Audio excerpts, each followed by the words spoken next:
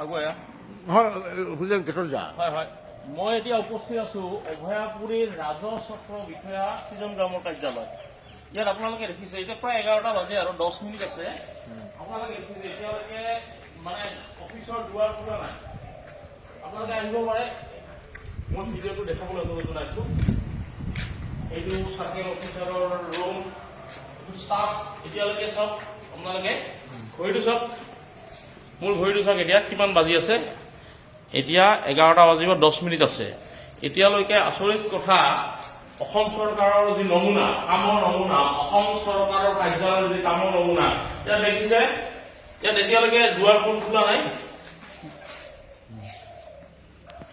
এইখন আপোনালোকে এইটো বিষয়লৈকে দুৱাৰখন খোলা নাই। এইটো চাওক এতিয়ালৈকে এইটো দুৱাৰখন খোলা নাই। 11টা বাজিছে। আৰু দেখুৱাইছো আপোনালোকক, আৰু দেখুৱাইছো। এতিয়া এনেকুৱা যদি অৱস্থা হয়,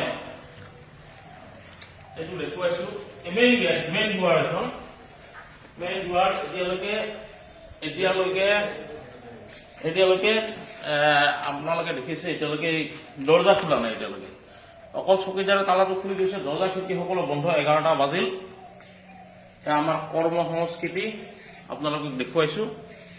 দেখিছে এইটো অভয়াপুৰী ৰাজহ চক্ৰ বিষয়া সৃজন গ্ৰাম, ৰাজহ চক্ৰ বিষয়া সৃজন গ্ৰামৰ কাৰ্যালয় আপোনালোকে দেখিলে।